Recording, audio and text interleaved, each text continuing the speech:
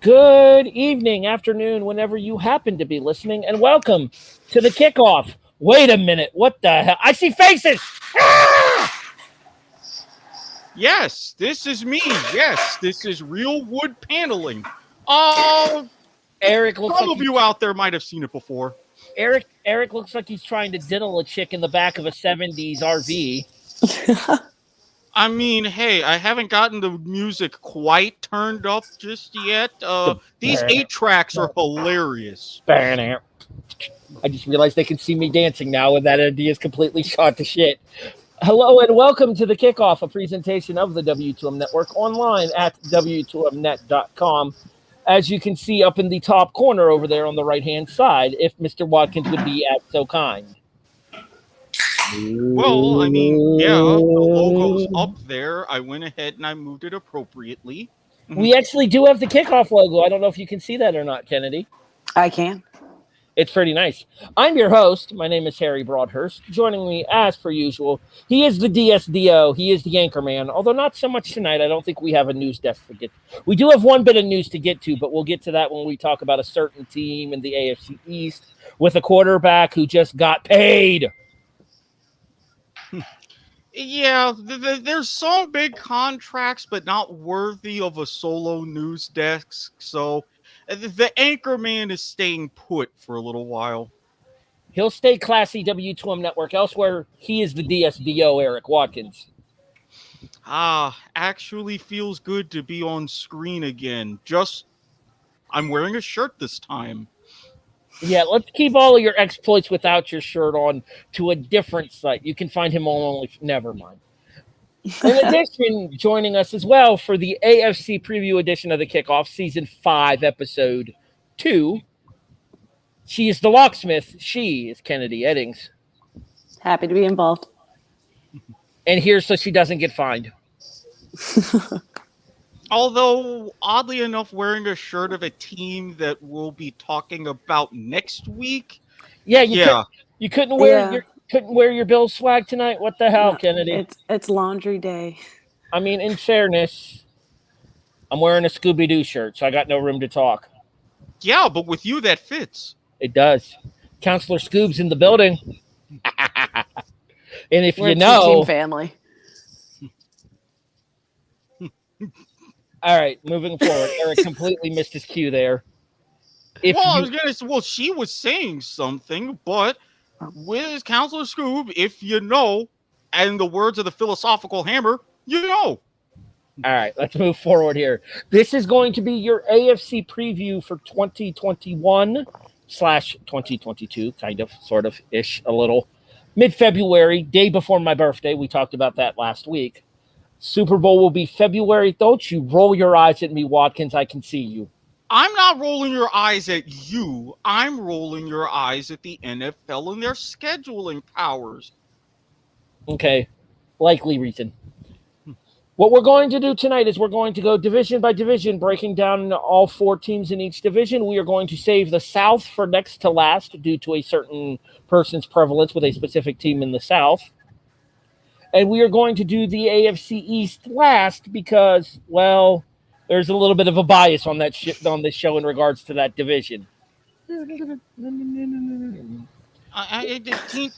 Just teeny bit there. A little bit. So we're going to start in the AFC North, and we are going to start with the defending AFC North champions, the Baltimore Ravens. Let's talk about the major pickups. Obviously, the marquee name to add to the offense is Sammy Watkins, coming in from Kansas City.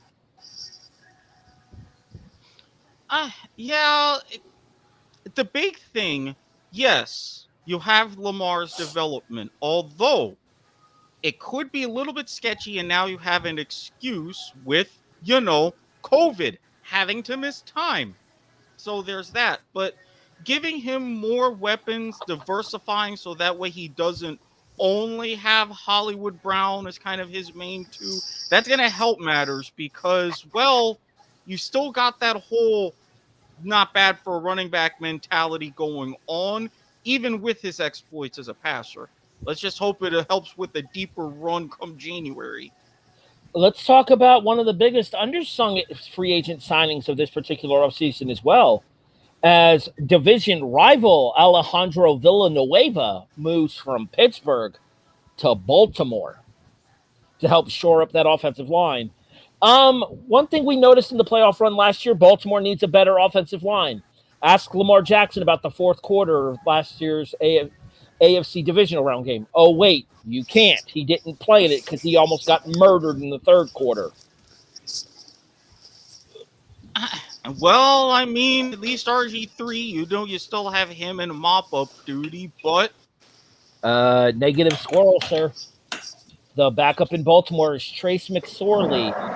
Well, now, but I mean, you still had him. He was the one out there because, let's face it, as good as Trace McSorley is, as well as he had that song from Penn State with him, RG3 had stuck around for a reason. Now, you just don't need that reason. So, in my opinion, Baltimore's going to go as far as their defense carries them. The question is how far can this defense carry them? One of the big names for me on defense that they just picked up is Derek Wolfe, former Denver Bronco, who actually played for the Broncos on their last Super Bowl run, I believe. And a little bit of a personal bias here, also happens to be from Youngstown, Ohio. Hometown connections. Indubitably. Keneddi, your thoughts on Baltimore's offense and defense this year? Any thoughts on the Ravens? Agree with what you said. If their defense can carry them, if all their pickups on the offseason don't play out the way they think they should or they're going to, then definitely defense is going to have to carry them like they did. Well, they tried to do last season, I think.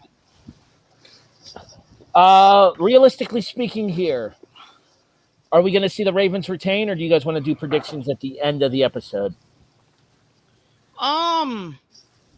If we're talking just divisional winners, even though the Steelers have their whole thing with Big Ben, we'll be getting to that later on, but I think it's Baltimore's division to lose still. Keneddi, same thoughts? Different thoughts? What do you think? I'm hit or miss. It depends on. Oh, go ahead. I'm sorry. No, it depends on Pittsburgh, I think. See, I was going to say the exact same thing. I think it's going to depend a lot on the reboundability of the Pittsburgh Steelers, and specifically that of Ben Roethlisberger. And the last time we saw him sitting on the field, almost in tears during the course of that wild card game against Cleveland last year. I think Roethlisberger has a lot to prove, and I think that this is going to be a season where he's going to come out trying to prove it. All right, we'll get to Cleveland and Pittsburgh here briefly. However, the next team to talk about is the man who also had no line last year and should have gotten an offensive lineman in the first round of this year's draft. He didn't. He instead got hooked back up with a former LSU teammate in Jamar Chase. I refer to the Cincinnati Bengals. Here's the thing, Erik. The Bengals are not a bad team. The problem is they are in an absolutely stacked division. I mean, you've essentially got 6 games that are going to function as 2 murderous rows whenever they face their opponents. I mean, yes, you got Joe Burrow help. That's good. But in a typical Bengals gonna bungle, you got him the wrong kind of help. And I don't see a lot of changes in that regard. So it's not going to be as long of a season. If Burrow does stay healthy, you're going to see a lot of dynamic improvement, but Is he you're not playing going to this get year? too much. Because when he got hurt, they said it was going to be 2022, not the 2022 season, like actually into 2022. Has anything come out saying he's playing? All of the reports I've seen have said that he will be ready for week 1. I hope so. I hope so too. I mean, this is one kind of benefit to where the preseason schedule has changed, so he's not going to have to play a lot, but let's just see what he can do. And I'm going to be honest. I'm looking at their offensive line, and there is nobody on their offensive line that I would be concerned about if I'm an opposing defense. Yeah, maybe Quentin Spain.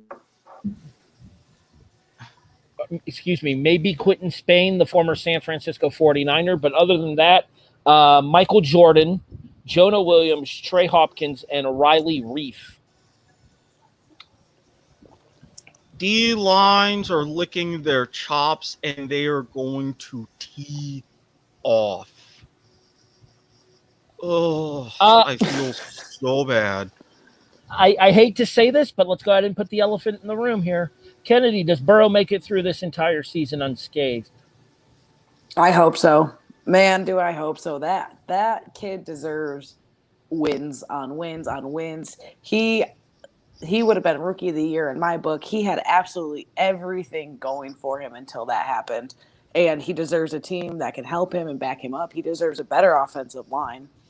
So I'm just hoping if they can do their jobs, he's going to be able to do his job. So, Erik, same question. Week 10, I'm setting that as like the shakiness of when something could potentially happen, given the number of hits he's set to take. If he can make it past week 10, I think it'll be not quite smooth sailing to the rest of the season, but it'll be easier. All I have to say in regards to the Joe Burrow situation in Cincinnati, regret thy name is Penei Sewell.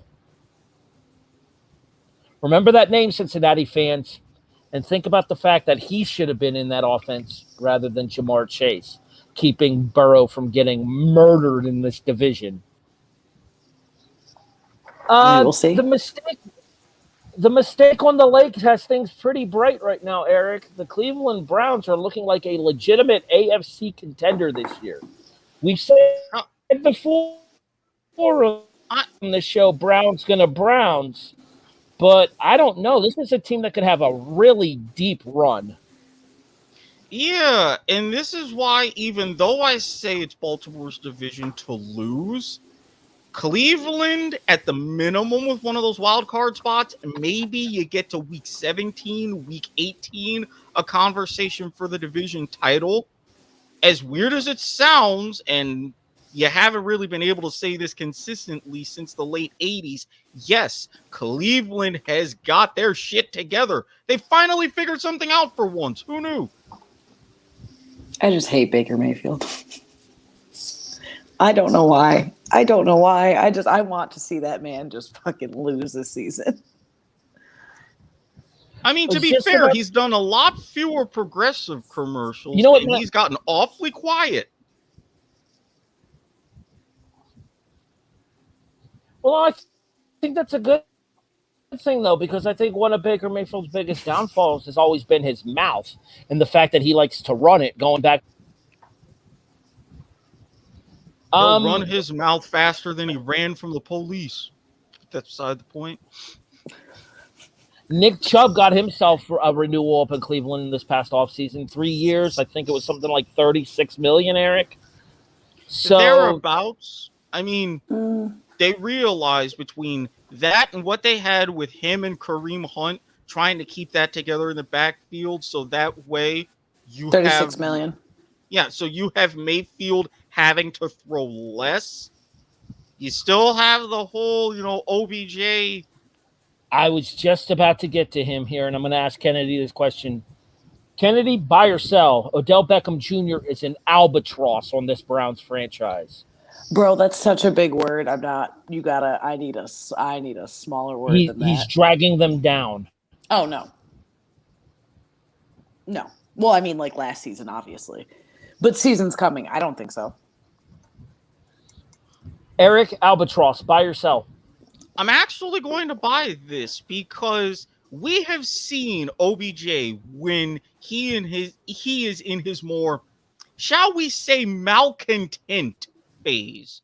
And I really think you're going to see that surface yet again because he's not really in a place where he wants to be with his career, as in being in Cleveland, but he's not even really the featured receiver or a key part of the offense. He is a piece to what is a very cohesive puzzle. And if he's not a bigger piece, another person who's going to run his mouth, that's going to surface again. How they're going to keep him in line, I have no idea.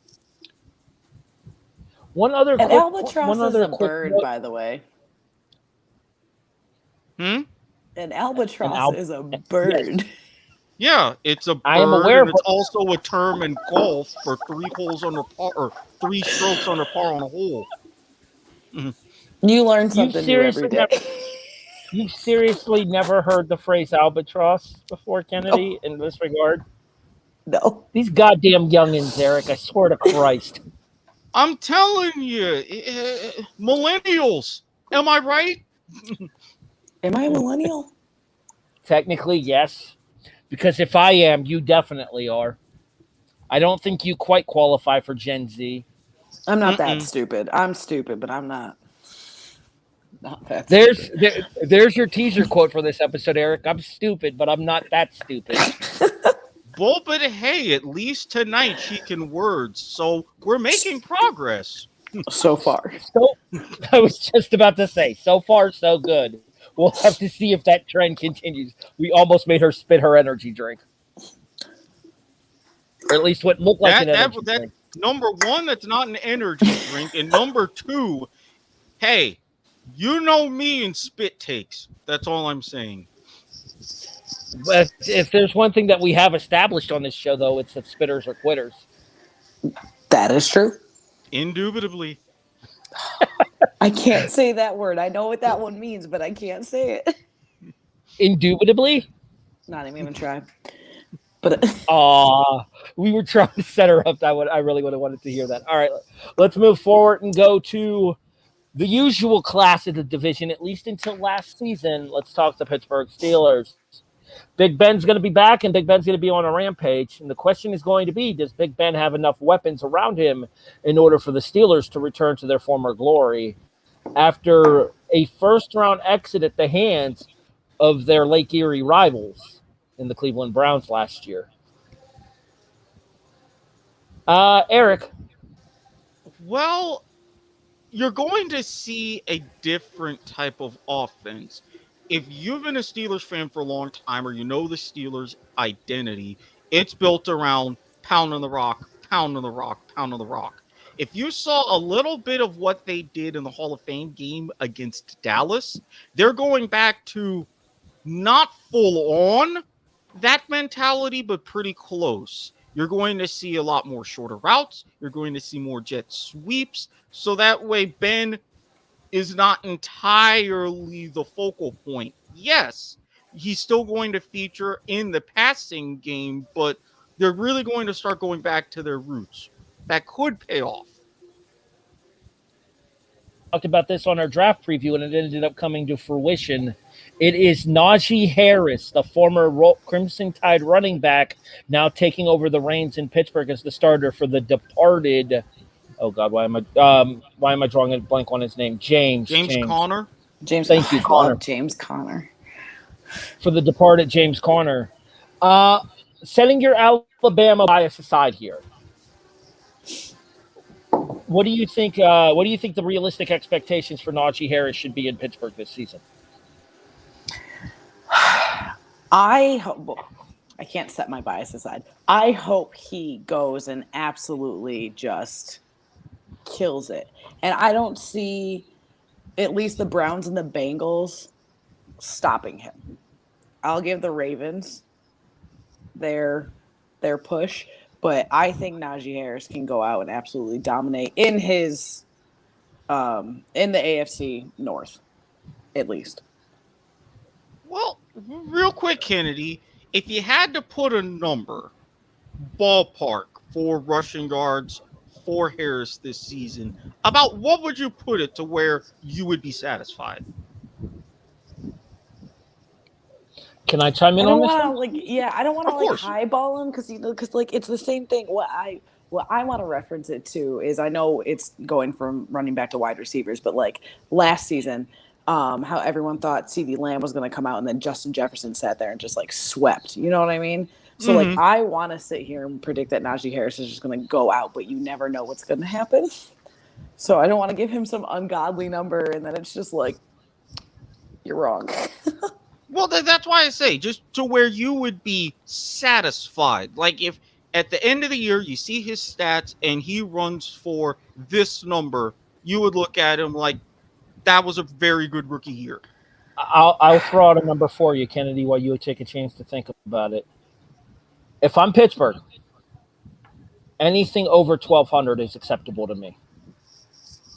Honestly, if he cracks a grand, you're probably happy. But anything over 12 means that he was a very active and vital part of the offense. I was gonna give him 1,000. Yeah, because my good number. Yeah, because I figure bare minimum with the craziness that even is the 17-game season, maybe 800, but you're talking more reasonable. 1,000 would work. 1,000 would work. Yeah, because everyone that comes from college is so hit or miss. Hold on real quick, Keneddi. You're good. Real quick here, I think the big thing with that is with the 17-game schedule. The 17-game schedule, 50 yards a game on a 17-game schedule is 850 yards. Mm-hmm. That's not an impressive season, I don't think. And I am echoing horribly. A little bit. Yeah, I can hear myself talking, trying to figure it out. Marco. I mean, you're good. You're good on my end, so I'm crooked. Right, so I think I'm good. Whichever. It's not too bad. But anyways, 850 at 17 games is only 50 yards a game, and I think that would have to be classified as a disappointment. And that's if he only has 50-yard games. There's going to be games where he could sit there and run over that or under it. So it's just realistically speaking. No, go ahead, Erik. Well, I was just going to say basically the law of averages in that sense. Looking over the rest of the offensive and defensive players here. All right, let's talk about the big elephant in the room for Pittsburgh here. Let's talk TJ Watt and the fact that he loses the man that many claim made him as good as he was last season with the Steelers defense. You're going to need some help here, Erik. I thought I had the name, but I want to make sure that I'm right. If you say the name and you're right, I'll know it. Oh, not Devin Bush, is it? No, Devin Bush is a linebacker that just joined the team like last season, I think. There was somebody else that was really dominant on the defensive line for Pittsburgh last year. And we talked about the fact that TJ Watt didn't have the numbers in the games that this guy was hurt during the course of last season.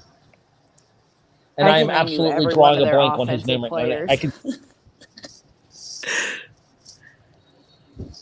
Yeah. Regardless, the point being is, I am drawing a blank. I'm going to look this up while we continue to do this show here. But meanwhile, let me ask you guys about TJ Watt here. With JJ finding new digs in Arizona this season, is there more pressure on TJ to perform up to the contract, knowing that they didn't get the reunion of the Watt brothers that maybe they wanted, Erik? Absolutely. Because as you said it yourself, if he came on the stage the way he did, splash, phenomenal, reviving that steel curtain mentality in Pittsburgh. So now the spotlight's even brighter. Yes, you've got your third Watt brother, Derek, but the reunion that I was hoping for, it didn't happen. So it's like, okay, what can you really do by yourself? Yeah, you're the man. You got paid like you're the man. Can you really step up and even come close to the season that you had last year, knowing all of these offensive coordinators are going to be planning for you? Bud Dupree, that was one. Keneddi, same question. Is there more pressure on TJ Watt to perform this year without Dupree and also not having the reunion with his brother JJ that many expected to happen this offseason? Because of Dupree, maybe, but nothing because of JJ. There's no reason people should put more pressure on him, or he should think there's more pressure on him because he didn't get his brother. He performed amazing last season. But not as good when Dupree was injured. My brain did not take that sentence. I was like, yeah, good when Dupree was there. We go. I was like, what the fuck? He wasn't as effective when Dupree was hurt. True. But it's new season. He is a good football player. He is a great football player. He's learning to play without him on the offseason. There are new things to take into consideration without having that player. You have to learn to play without people, in which I'm assuming he did during the offseason. And if are people like, are you comparing it to if JJ was there to help him? Because if you've never played with your brother professionally, there's no reason to I'm wordsing right now. There's no reason to sit there and try to compare yourself with or without him if it's not going to happen. And I think JJ is going to end up being on his decline. I mean, we'll talk about that at another point, but JJ's on his decline, I think, anyways. I think TJ can sit up here and fucking shoot for the stars if he wants to. All right, Erik, projected order of finish in the AFC North this season. Oh. Baltimore wins narrowly.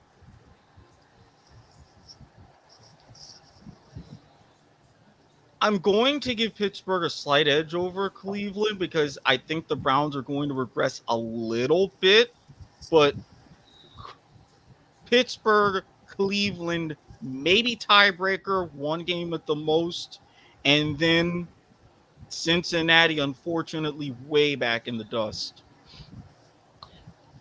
Erik, check out my display name. I want to know what you think. Thank you. Keneddi, predicted order of finish in the AFC North. I think it's going to be Steelers, Browns, Ravens, Bengals. Not quite, but closer to you than Erik. I have Pittsburgh, Baltimore, Cleveland, Cincinnati. So I do think the Ravens finish runner-up in the North. I would not be surprised to see the North get 3 again this year. I completely agree. I think even third place could end up being an 11-6 team, which I'd see that as good enough for snatching a wild card spot. So 2 wild card spots in the AFC.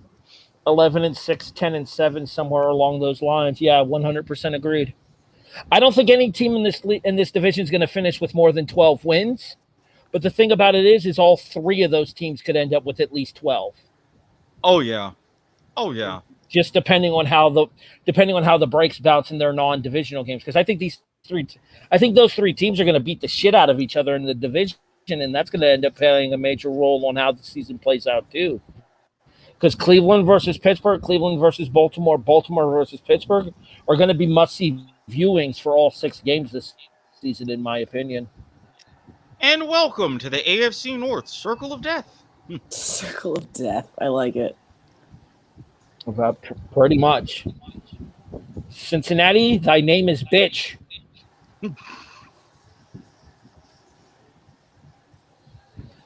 All right, let's move forward. We're going to go over to the AFC West now, and we start with the Denver Broncos.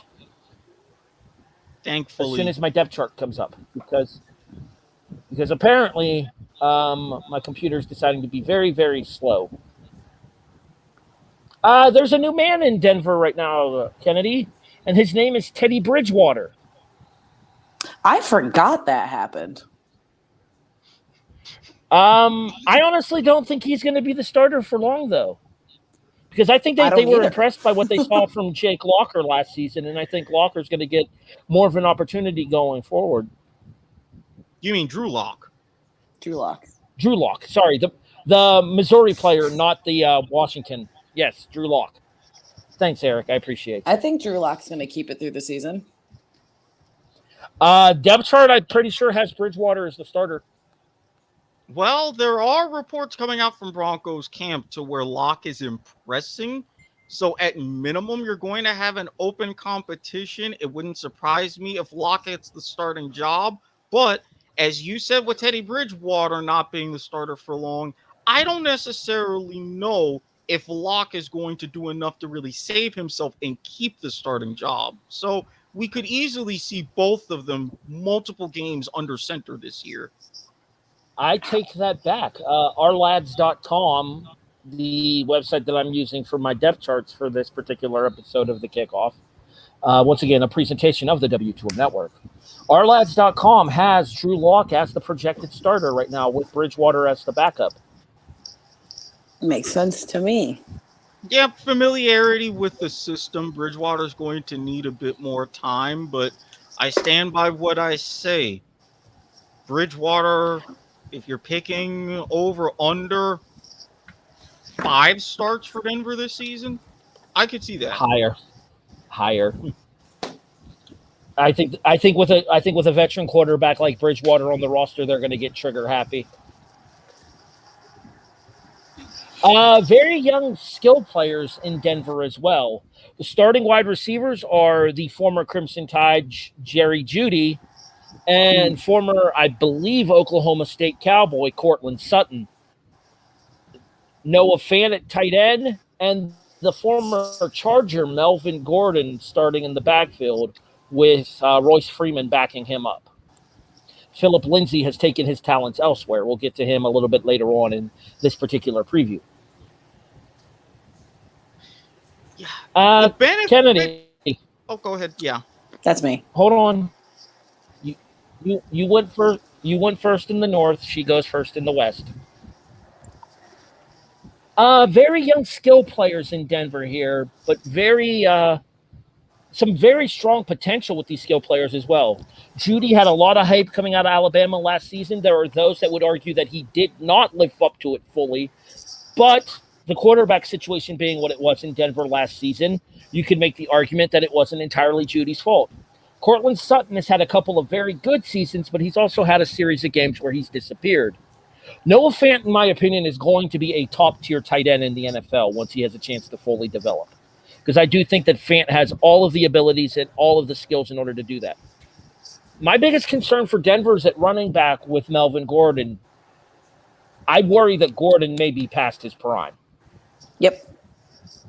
I agree with everything you said. I think, Jeudy, I don't like judging people off their first and second year sometimes, but there's so much growth in between coming from college to the NFL that I think people need time, and I get it's the pros and whatnot, but I really don't think you can judge people right off the beginning, especially like you said with a quarterback situation. So I think we're going to see Jeudy start blossoming. He's either going to do terrible or he's going to start blossoming and really taking off. And then, like you said, Gordon, I think they just need someone younger that he can teach. And I don't think they're going to get much with him. It's not going to be bad. He's not going to do terrible. I still think he can do Melvin Gordon things, but he's definitely starting to run off the tracks. Erik, buy or sell, Melvin Gordon's best years are behind him now that he's a Denver Bronco. I'm absolutely going to buy. I mean, he's got a pretty decent amount of tread on the tires.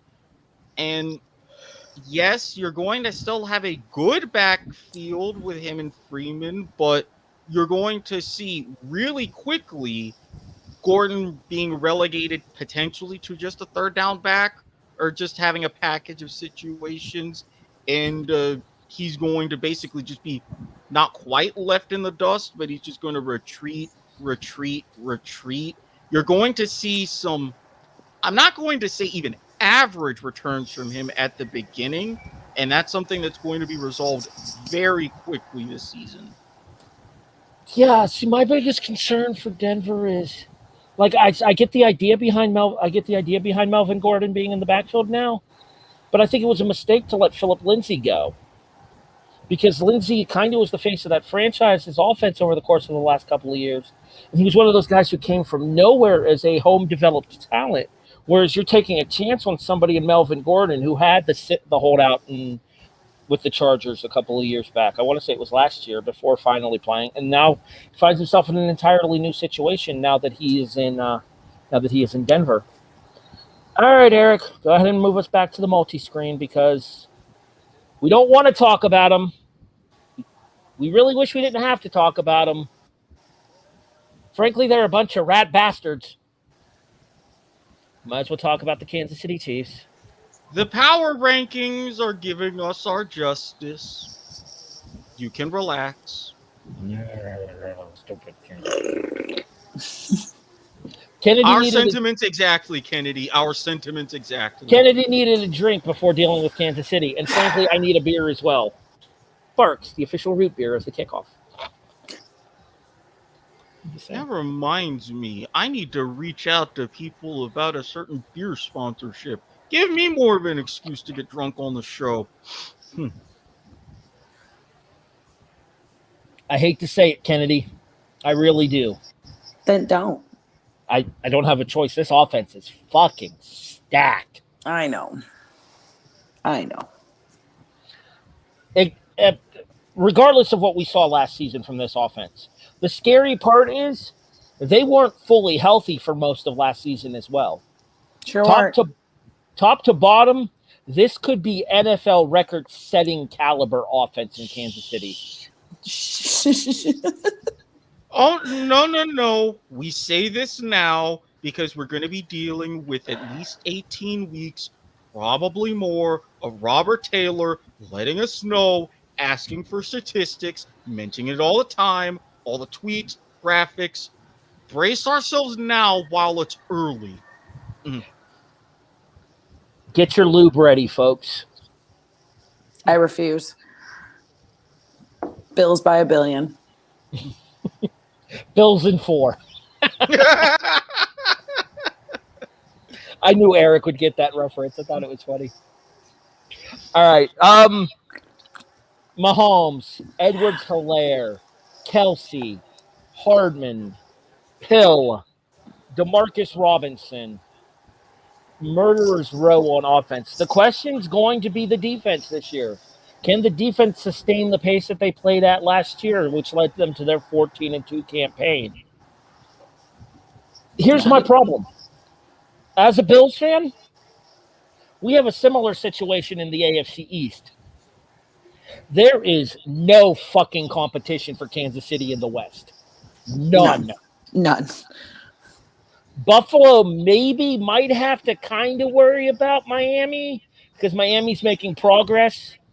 New England is going to bounce back because Belichick isn't going to take that on his ass a second year in a row after his first losing season since he was in Cleveland. They're not going to bounce back with Cam. Don't care. I don't disagree with that, but the offensive weaponry is a lot higher now than it was before. We'll get to the AFC East a little bit later on in the show. There is literally nothing in the West, in the rest of the West, that could threaten this Kansas City team, is there? Especially if, since you mentioned Miami in the AFC East, we'll get into more detail, especially if early rumors come to fruition in aiding that defense with Xavier Howard. I don't think they get Xavier Howard. I think Howard stays in Miami.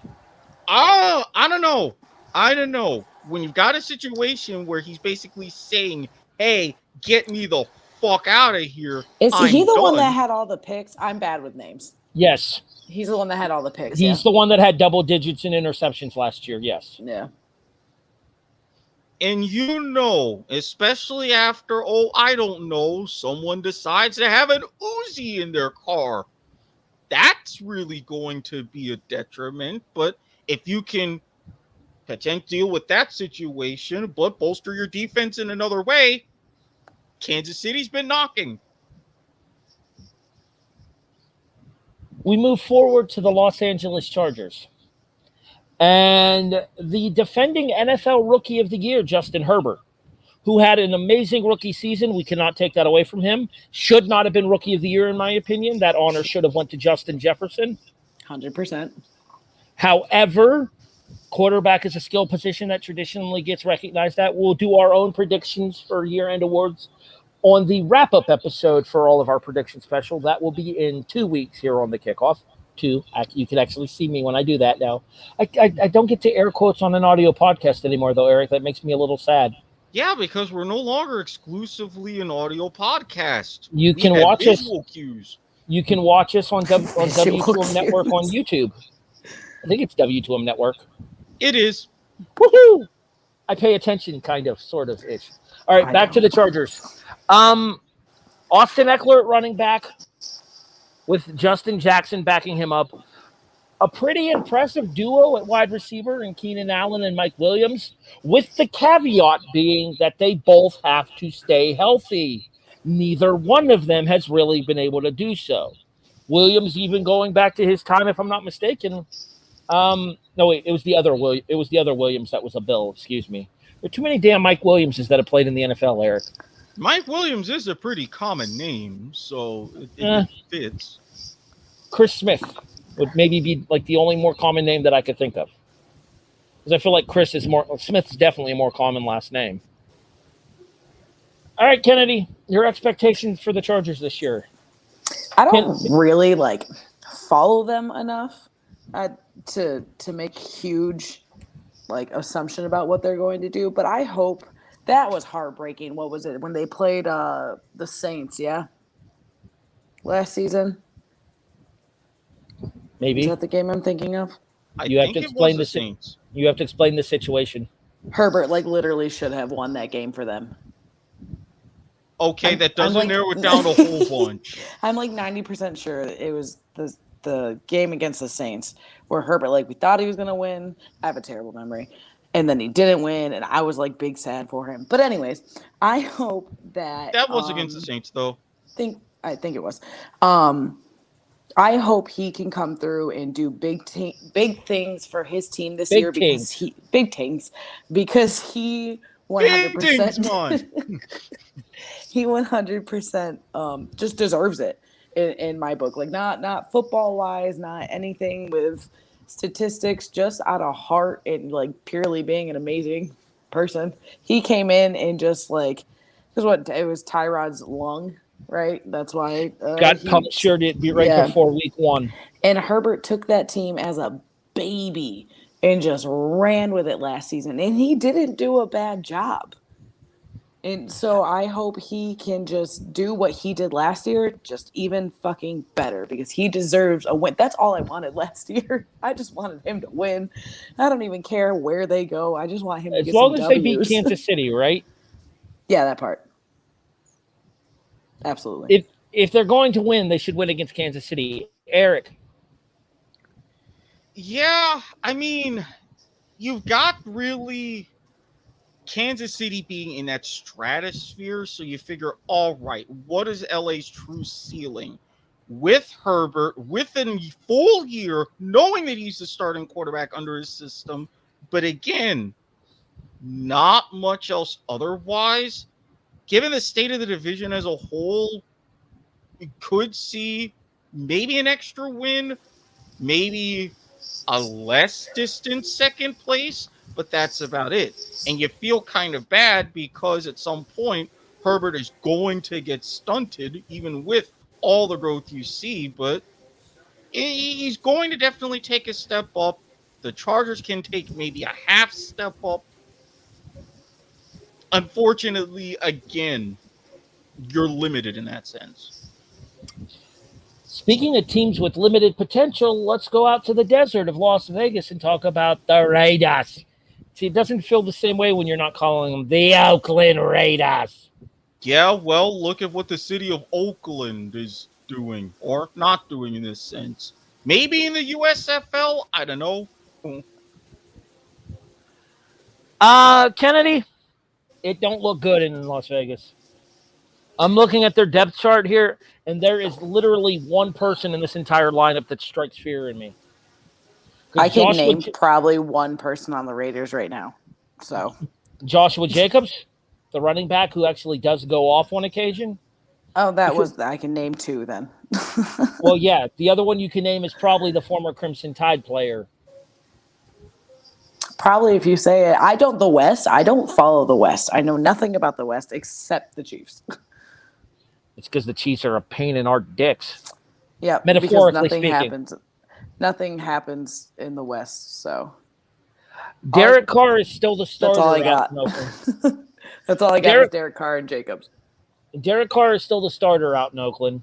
Joshua Jacobs is the running back. The 2 wide receivers are Henry Ruggs, who was a rookie last season. He is the former Crimson Tide, as well as Brian Edwards, who I could not tell you where he went to college because the name Brian Edwards means nothing to me. I don't know. I don't even know where he went to college. Nope. Those 3 people you named are the only ones I got for you. The only other person on the offense that I'm familiar with is Richie Incognito, and that's because he was a former Buffalo Bill. Yep. And he's also known for being something of a racist. I mean, he fits in with the Raiders franchise if you look at it that way. I just broke Erik.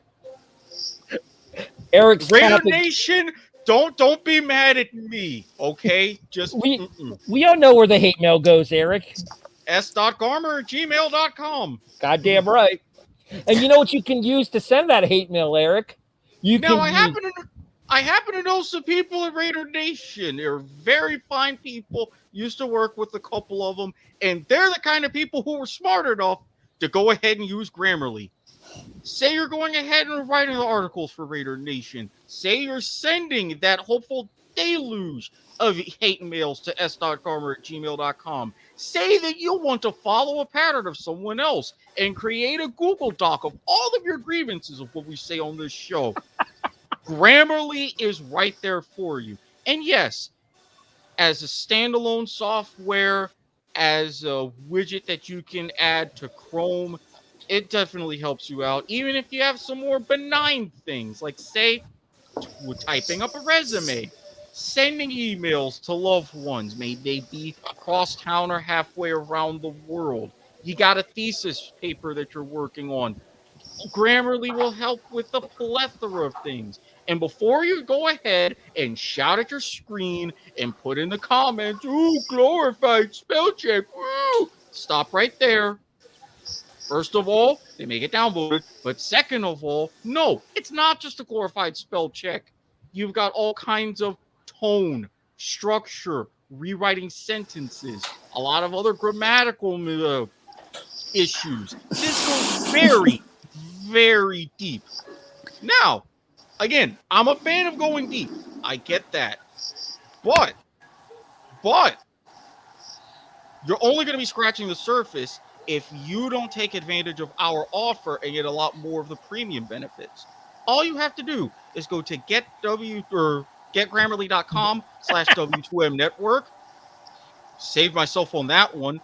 And you can get a free trial to all of the premium features that we just mentioned. And yes, they work on Twitter too. Getgrammarly.com/W2M network. You will thank us.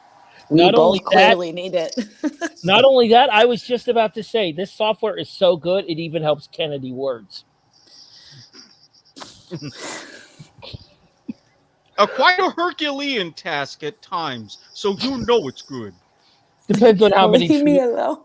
It depends on how many truly she's into on the broadcast.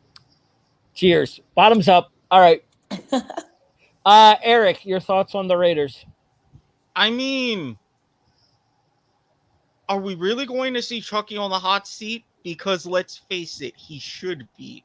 His whole handling of the Derek Carr situation has been a mess. You're not seeing a lot of draft.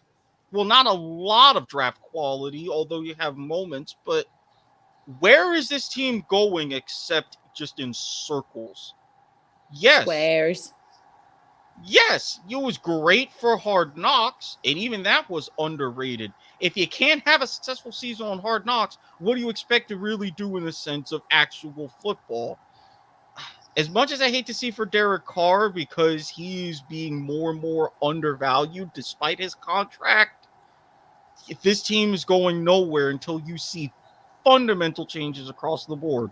Mark Davis, the ball's in your court. Mark Davis, don't be your father. It just looks like Derek Carr wears eyeliner, and it bothers me. Well, Derek Carr's not going to be the starter for the entire season in Vegas anyway. Marcus Mariota's taking his job by like week 7. Why do I feel like I haven't heard that name in forever? Because the flying Hawaiian's been grounded. Because he got ran out of Tennessee by Ryan Fitzpatrick. Ryan Tannehill? Miami. Ryan Tannehill, sorry. I was like, he's in Miami. When did that happen? Wrong Ryan. We are recording this at 11:31 Eastern, and I have a busy as hell day tomorrow, so y'all will have to forgive me for being slightly distracted. If y'all weren't Again, 45 we're minutes recording late, on a Tuesday, so that way Harry wouldn't be on assignment. Yeah, if we were doing this on our normal day, I wouldn't be here tonight. And then these two would be running the AFC preview by themselves, and That all would be hell would have terrible. broken loose. Not Exactly. entirely. Maybe, but not entirely. It would have been a train wreck of an episode, which, to be honest, this one's kind of turning into anyway. when doesn't it? It's an episode of the kickoff. It's kind of what we do around here.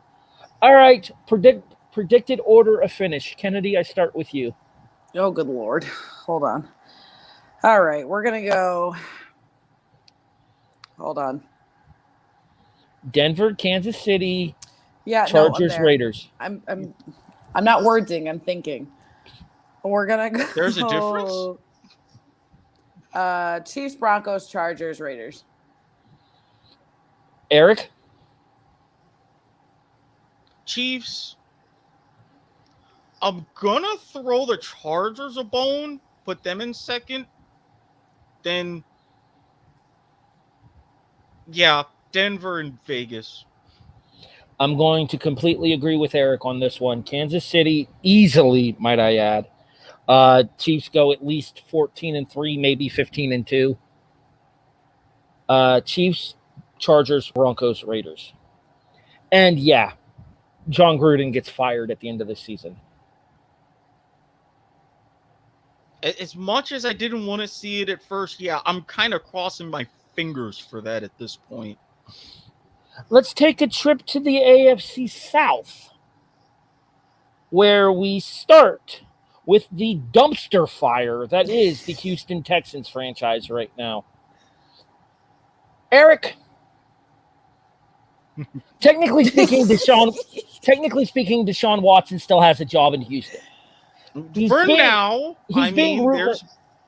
being rumored to be traded to Philadelphia. He's also being rumored to be facing a suspension from the National Football League. Yeah, well, I mean, when you have a whole bunch of lawsuits and you're copping potentially criminal charges, that's bound to happen. He would fit right in Philadelphia. Can I offer a bit of personal advice to Mr. Watson? Asian massage parlor. I got really confused for a second because I thought you said Watkins, and I was like, I'm pretty sure he knows that. Well, yeah, I just call them something different. I mean, granted, we all know them as Asian massage parlors, and that's the technical official term for them, but... Are you about to drop the rub and tug? Actually, no. That's really the second most thing. I was just going to go say Jack Shack. Jack Shack. I've never heard that before, but it fits. Next You've deployment, never heard the term Jack Shack.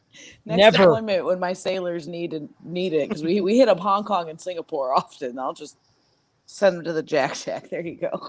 So, fun fact for Houston: guess who their backup quarterback is this year? Old punctured lung himself, Tyrod Taylor. That motherfucker just needs to find a team. He just needs to find a home and stay there. Yeah, like, I don't dislike Taylor. I appreciate all of Taylor's contributions to Buffalo. He is the quarterback that ended the drought, lest we forget. Not the only one. Well, he's pulling the fits right now. My love for Andy Dalton is very well documented. We'll talk about him next week when we go to the NFC. I knew where you were going with that, Watkins. Let's talk skill players in Houston here. Mark Ingram joins David Johnson in the backfield at running back here. Man, if they had a decent quarterback, that backfield might actually be something. Yeah. I mean, again, say everything goes according to all that we've heard and Watson is out of town. I think that backfield could still be powerful even with Tyrod Taylor's leadership. It doesn't matter on your leadership. I have no faith in him. I'm sorry. Anymore. I don't think if he would be starting, Houston's not going to do shit. Well, I mean, they're favored by a good ways to get the number one draft pick regardless, but you at least have somewhat of a fighting chance. You Fighting have chance. a veteran that knows what he's doing, but that doesn't mean he can perform. Taylor's proven to be a perfectly competent game manager, though. The problem is Taylor doesn't have the kind of offensive breakout ability that a guy like a Deshaun Watson has when Watson's head is on straight. And I'm referring to the one on the top of his body, not the one in the middle. I'm about to say, because the middle one, clearly, that was straight a lot over the offseason. Yeah, well, that's how he got himself into this situation. Fair. Brandon Cooks, Anthony Miller, Nico Collins. Cooks was really good a couple of years ago. Anthony Miller showed potential in Chicago, but never really did anything. Who the fuck is Nico Collins? I was like agreeing with you as you were saying those names, and I was like, yep, nope. I mean, let's talk about maybe their biggest offensive breakout last year being Kiki Kuti. He's listed on the second string there. Apparently, there's high hopes for Collins in Houston, but Kuti's the one who had most of the breakout performances for the Texans last year at the wide receiver position. The tight ends are listed as Pharaoh Brown and Jordan Akins. What the fuck? Okay, let's talk about the defense. Oh, they don't have J.J. Watt anymore. Enough They don't said. Eric, they don't have J.J. Watt anymore. Is there really anything to talk about on this defense? No. Okay, that's a little bit of a misnomer there. There are a couple of players on their defense that do have some actual backing in the NFL there. The former Buffalo Bills Shaq Lawson is now a linebacker for the Texans. And in my opinion, one of the most underrated players in the secondary in the NFL over recent years, Brandon Roby, is now in Houston coming from Denver. But realistically, Eric, there's not much here defensively looking at this line here. And I'll send you guys the link to ourlats.com so you guys can check out these depth charts for yourselves. And we'll make sure we put a link to the depth chart page inside of the show description as well, Eric. Yeah, and as we're going, you send me the link and I can go, as you're pulling up certain teams, we can go discuss it more and have it on screen for some folks. But, okay, you've got marginal talent in a grand scheme in the back seven, but how the hell are you going to get to the quarterback? How? Offensive lines had to focus on J.J. Watt in recent years for Houston. The game plan for playing Houston when you were on offense was control J.J. Watt, and most of the rest of that team can't beat you. Now it's most of this team can't beat you. I mean, the Titans are going to run over them. Sorry, I don't mean to jump, but you're right. The focus was J.J. Watt. That man is an animal. Houston, it was mediocre talent across the board that could get things done, but J.J. Watt is the one that got things done for them. That's what they had, and now they don't. if you're lucky, just if you're lucky, you're looking at a 3-14 team. 3-14 might be ceiling. That's why I say if you're lucky. I don't know. I don't know who they would beat besides, because I didn't look at schedules this year. I know people always don't match up wherever, whatever. But they could beat the Jets, maybe the Jags, and that's all I have. I'm seeing a death glare coming your way from Jackson. Yep, that's the glare. That's the one I was talking about. That would be Trevor see Lawrence that? He's a rookie. I'm not saying he's going to do bad, but there's still things that come with being a rookie. He's got a lot to learn. One of those things that comes with being a rookie is beating the fuck out of the Texans. Thank you. I'm sorry. I have a personal beef with Trevor Lawrence, and I fucking hate Trevor Lawrence.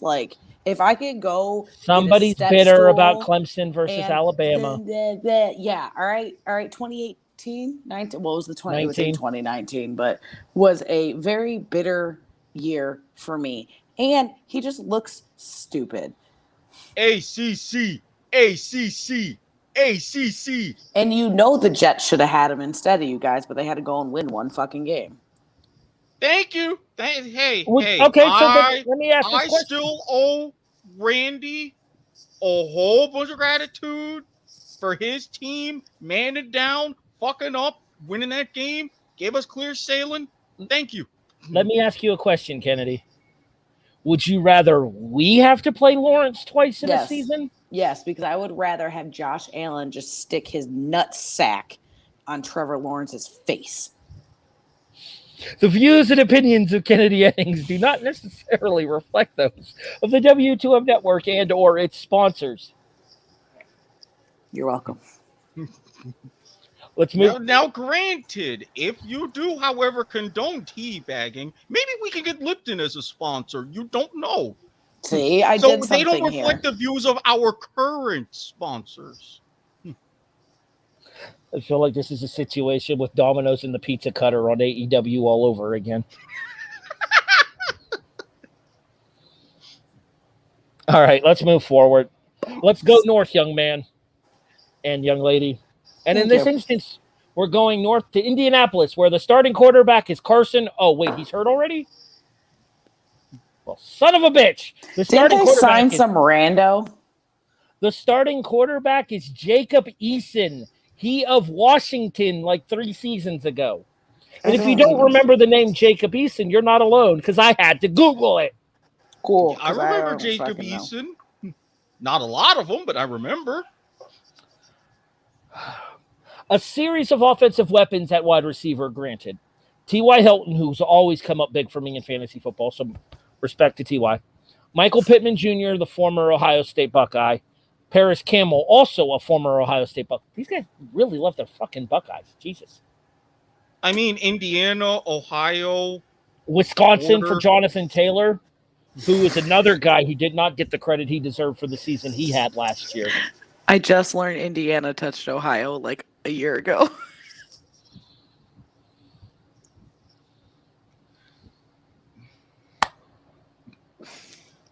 I didn't know it was over there. Erik, apparently she can't geography either. So she can't words. She can't places. I'm from Buffalo. Leave me alone. We're right. Oh, technically Pennsylvania's in between Ohio and I New knew York. that one. All right, whatever. Let's talk Indianapolis. Truth be told, outside of Darius Leonard, there's not a whole lot on the defense to be concerned about. DeForest Buckner on occasion shows up, but not always. And I think you'll agree with me there, Erik. I really do. That's why I was actually part scared, but part thankful that Darius Leonard got paid. Because, I mean, he was going to be a nightmare one way or another. But now that he's the only nightmare from that team, it puts me to sleep at night. Yeah, legit. I'm looking at the defense, and I'm like, who the fuck are most of these people? How many times have we said that before? That the damn truth. Jesus. Like, don't get me wrong. I follow pro football, but I don't follow it enough to know the defensive players for the Indianapolis Colts. Yeah, I'm with you on that one. All right, so here's the thing with Indianapolis. With Carson Wentz at the helm, I honestly thought that Indianapolis was a threat to win the AFC South. With Carson Wentz injured for at least the first, what was it, Erik, 11 weeks of the season? A 5 to 12 week injury timetable, but let's face it. Probably closer to the back end. 12. Yeah, probably closer to the back end of that to 5 to 12. So week 10, whenever their bye week is, he'll probably come back after the bye week, I would imagine. You were going to take the Colts over the Titans? Yes, I was. I took the Colts over the Titans last year, too, because I believed in Phillip Rivers. He's got a soft spot in my heart. Phillip Rivers has come out and said he's not officially going to go ahead and retire. If a team needs a guy this season, the Colts. Weird. The Colts. So Phillip Rivers will be under center week 1 for Indianapolis. Got it. It's goddamn sure not going to be Jacob Eason if we're being honest with ourselves. I still don't fucking know who that is. Jacob Eason and did they get Ellinger out of Texas? Yeah, Sam Ellinger, but he's actually listed at third string. The backup to Eason is actually listed as the former UCLA Bruin, Brett Hundley. I don't know any of these people. Ellinger, I remember because Ellinger had some monster games with the Longhorns. Yeah, Ellinger, I remember. Brent Hundley, I remember. UCLA, and his cup of coffee is the backup in Green Bay. Eason, forgettable. All right, Eric, let's head over to the Beast of the South then. I think we can all agree on this here. The team to beat in this division, the Tennessee Titans. Derrick Henry, please come home. Please. You're giving up. You're giving up on the running on Travis Etienne already? I'm not saying I'm giving up on Travis Etienne, but I'm sorry. How many times have I had to sit through the highlights of that fucking man-child stiff-arming us? If I see that 99-yard run one more damn time, I'm going to punch somebody. Okay, to be fair, as many times as you've seen that, we've probably seen Josh Norman getting stiff-armed into oblivion. Chill. That was one fucking time. Fair. Yeah. I've done things one time and I still don't live them down. Now do I, Harry? He went up against a refrigerator with arms and legs. It was not his fault. He did his best. Sent into the Twilight Zone. He tried. You can literally see him going Wah! As he was getting thrown. You leave Josh Norman alone. You do realize what happened, Kennedy. Josh Norman got yeeted by Derrick Henry. I know. But he tried his very best, and that's what matters.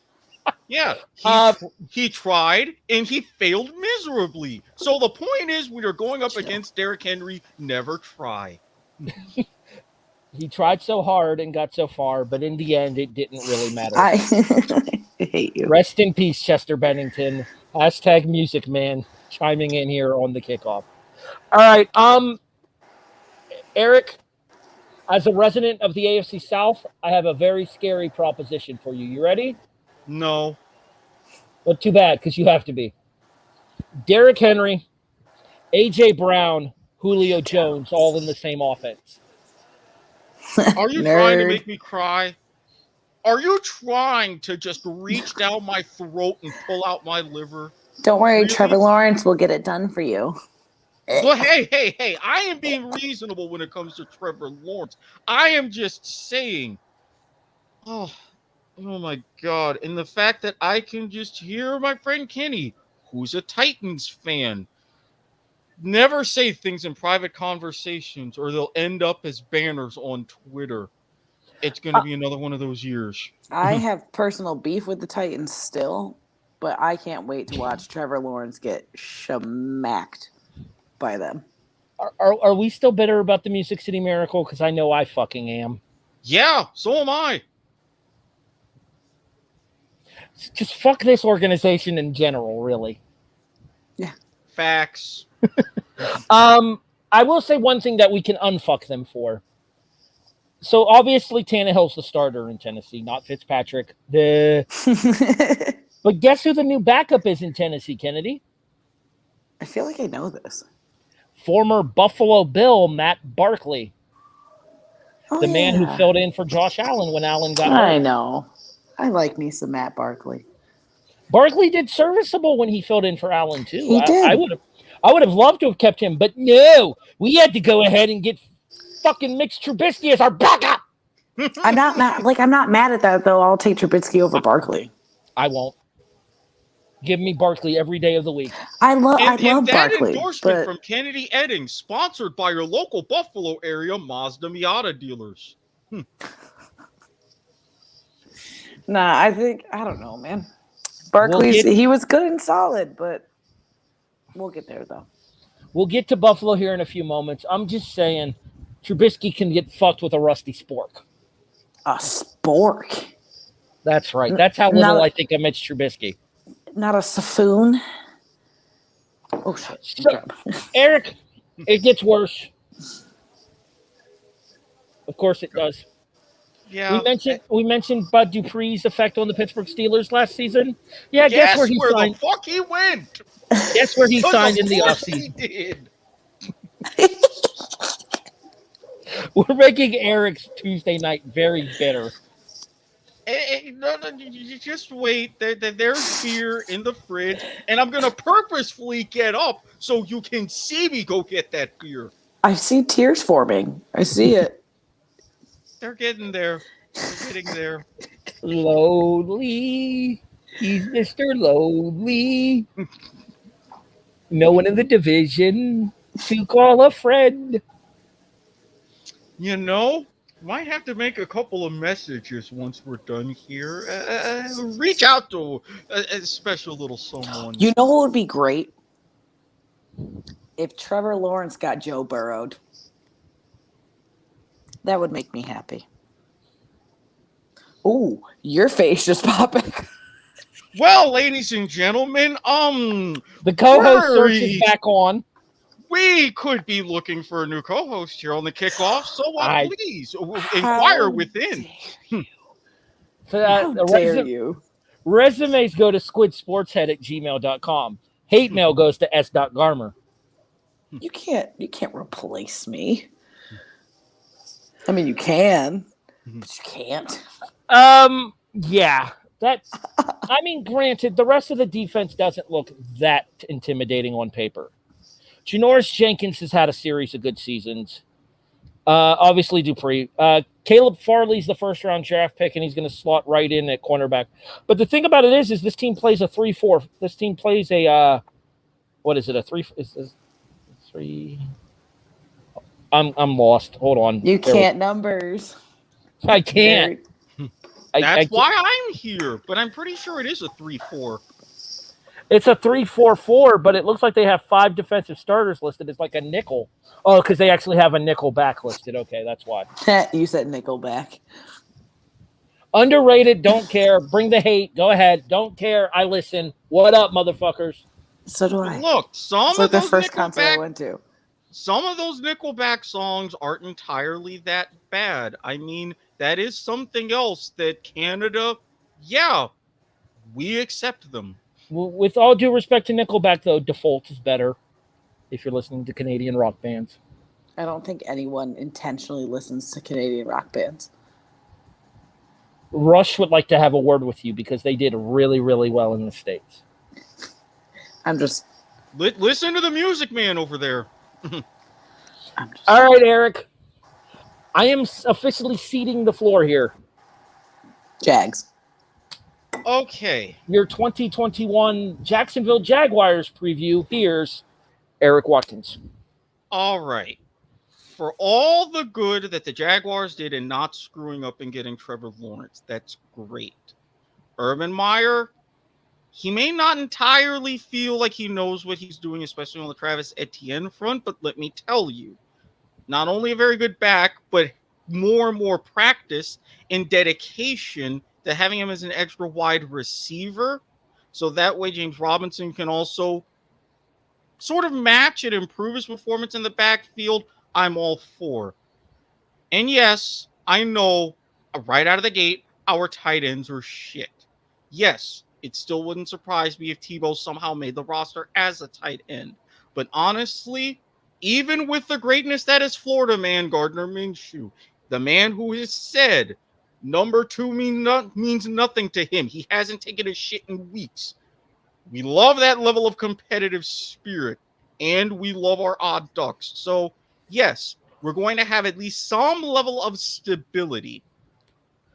Granted, wide receiver with the issues with DJ Chark, I'm not entirely worried. I think Trevor is going to build some chemistry with them. So we're going to be still better than competent offense. Now, I am a little bit worried about the whole CJ Henderson situation defensively. Yes, he hasn't been practicing. A little bit of a hit in our secondary. Yes, we have still fallen a tremendous way from our peak just 4 short years ago. But I have said I've got a number in mind for this team and where they finish in the division. And I feel good about this. Rome was not built in a day. We are notorious for ebbs and flows, but I'm not going to be as miserable as I was last season. And that is progress. That is progress. As a Bills fan, that is progress. It's funny that he says that because we kind of found ourselves in a similar situation just a couple of years ago when QB1 Josh Allen was drafted in Buffalo. The stepping stones were in place. Yeah, and we weren't wishing for him to get horribly injured. Now, were we? Let the record state that I I did not said wish what I said. Let the record state that I did not wish physical harm on Trevor Lawrence. I actually like Trevor Lawrence because fuck Bama. I will do it damn self. You, Harry, are officially absolved. Do not get me wrong. You were excluded from that. Besides, I swear, we talked about the Florida preview. I might be changing one or two of my predictions as we go ahead and wrap things up. I thought it was a T-Rex. No, that was Alberta Gator. It was a gator. Yes, Alberta Gator. Albert will make an appearance during the regular season episodes, I'm sure. Albatross Gator. She's not funny. Now, do you want to get a couple of those resumes that kind of filter through my inbox, Harry? You have to stop threatening with firing me. I don't appreciate it. Projected order of finish, Erik. What do you got? Oh, well, especially with the Wentz injury, I can't believe I'm fucking saying this again. Tennessee won. Honestly, I think the Colts are going to have enough of a hit to where, even though I have the Jaguars finishing below 500, still right around in that 7-10 range, with the Colts being potentially that bad, lacking at quarterback, Jaguars 2, Colts 3, and Houston will be on the clock. Keneddi, projected order of finish for the AFC South. Titans, Colts, Jags, Texans. Titans, Colts, Jags, Texans. Again, if you still had a better situation under center in Indianapolis, that were going to be my thoughts all It's day. not going to be Jacob Eason. I think we can all agree on that. Yeah, we know it's not going to be Jacob is. Eason, okay, but I mean, you built this whole situation around the relationship with Frank Reich and Carson Wentz. Now what? I mean, yeah, if Phillip Rivers walks through that door, okay. Second place all the way. Are you really going to make that call? All right, Keneddi, we head over to the AFC East, and you go first for the AFC East, but we will save the class of this division for last. Okay. Much the same way we did with the Jaguars for Erik, the Bills will wrap up the AFC East discussion for both of us. We start with the team that I do believe is the biggest threat to Buffalo this year, and I am referring to the Miami Dolphins. I think it's a mistake to not keep Fitzpatrick. Me too. I think Tagovailoa has potential, but I don't think he's going to be a good NFL quarterback. The former Indianapolis Colt, as previously discussed just recently there, Jacoby Brissett is the backup in Miami. And if you're trying to tell me that Jacoby Brissett equals Ryan Fitzpatrick, no. There are weapons available in Miami, though. Devontae Parker proved that he's the number one wide receiver last year. Will Fuller, when healthy and not on steroids, not suspended, is actually a very good wide receiver. Myles Gaskin had a very good rookie season for Miami last year. There is potential on this Dolphins offense, but the problem is that potential does not always necessarily equal reality. Don't sleep on Waddle. Just have to say that. Wait. Oh, he's actually listed as a backup. Behind as a starter with Waddle. ESPN. He's listed as a backup behind Albert Wilson on the Ourlads depth chart. Oh, he's sitting above Jakeem Grant on what I'm looking at. Grant is also listed as a backup for the Ourlads chart as well. So, I guess we'll see when we start. And he waddled away. Waddle, Waddle, waddle. Right on over to the bench. Bump, bump, bump, bump, bump. I sing that song to my son when I give him Tylenol because it's grape flavored. I have a question for you, Eric. Just out of curiosity, got any grapes? No. Waddle, waddle, waddle. I got that reference. How about that? The person without a kid getting the reference too. Yeah, that's Well, like I don't YouTube have a 2012. kid. I mean, that you know no, of. I don't have a kid. That you know of. Well, no, I would have known. Nah. But here's the thing with Miami though. Miami is going to rise and fall based on their defense and what happens in the situation with Xavier Howard. No. I mean, yeah, because for the things that we supposed to go first. Well, she didn't say anything. I was just waiting. So Xavier Howard made their defense last year, but every year's a new year. You never know. So I can't even pronounce homie's last name, but who I have is Noah something that starts with an I right now. And spot for Xavier Howard. But still, I don't know who's going to match what he did last year for the Dolphins. Yeah, good job, babe. Here's the big hit for Miami. If Miami loses Howard, they lose the ability to cover Buffalo's wide receiving core. Yes. Because Xavier Howard on Stephon Diggs is a fair matchup for Miami. Byron Jones on Stephon Diggs mean Byron Jones is going to get burnt like yesterday's toast. Yep.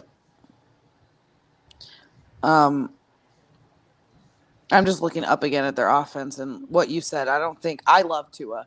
I love Tua when he played for Bama. I'm happy he was, I know he was going to be draft worthy, but after his leg and everything, that he was draft worthy and he got there. But I don't think he's going to thrive in the NFL, and I don't think Miami is honestly as much of a threat as people think they are to us.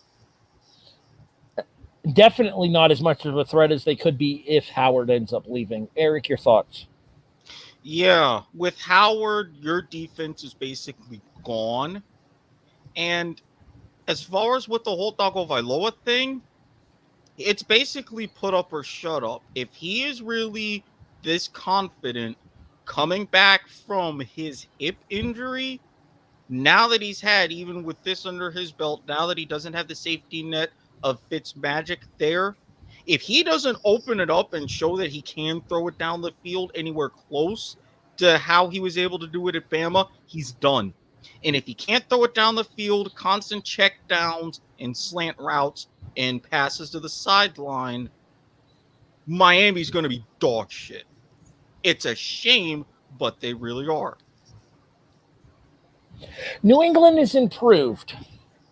That is not to say New England is good again, because honestly, there's not a whole lot that scares me with the Patriots franchise right now. Cam Newton proved that Cam Newton does not work in the Bill Belichick system last year. Will Mac Jones work in the Bill Belichick system? We'll have to see. Time will tell. But Newton remains the starter in New England, and I think that is a disservice to the Patriot franchise. The wide receiving core of Kendrick Bourne, the former San Francisco 49er, Nelson Aguilar, the former Vegas Raider and Philadelphia Eagle, and Jacoby Myers.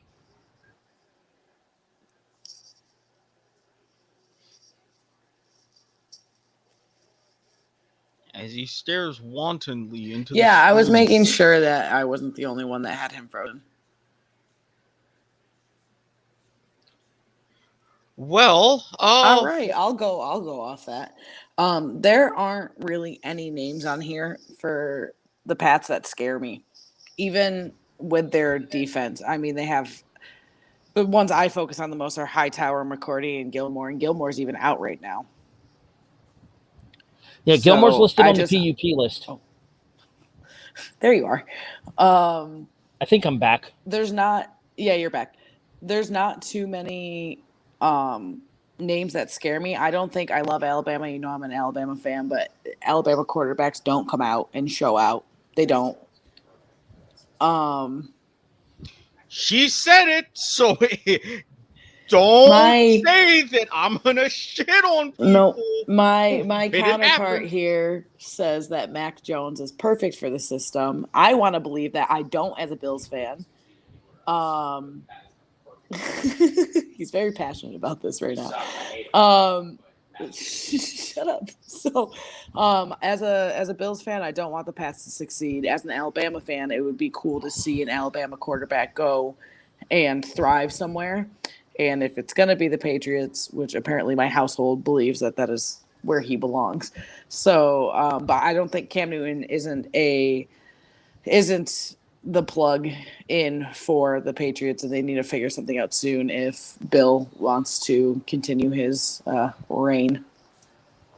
The big good news for you out of the Patriots organization this year, Erik, is the signing of Jonnu Smith at tight end, which takes him away from the Tennessee Titans. Yeah, which, hey, that's one weapon potentially neutralized. It's fantastic. But I mean, again, Keneddi has said it best. We've seen this Patriots offense with Cam Newton. And I even went the last season saying it was going to be okay, but it was really going to be terrible because he doesn't really have the weapons. And I don't really know if that's changed much. Now, is he going to be the starter for a prolonged period of time? Maybe. Is Mac Jones going to come in early? Maybe. And even if he does, I don't see him setting the world on fire. So, for really the first time in Belichick's New England coaching career, he's in the midst of a very strong rebuild. So, yeah, you're going to get marginal improvement, but the margins are just going to be slim. Yeah, one could argue that this is a team that could be in danger of finishing 500 or worse again, depending on Newton's performance. I don't dislike Mac Jones.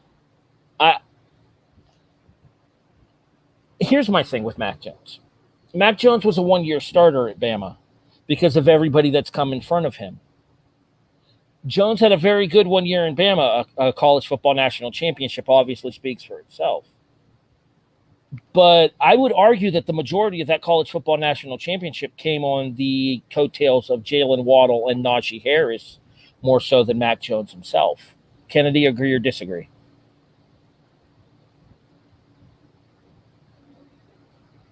You're muted. Yeah, I was. He's obviously a great college quarterback, but it's going to be hit or miss whether he can play up to NFL caliber. Newton is not the answer in New England. We saw that last season. And I think attempting to continue this experiment a second season is doing a disservice to the New England Patriot franchise.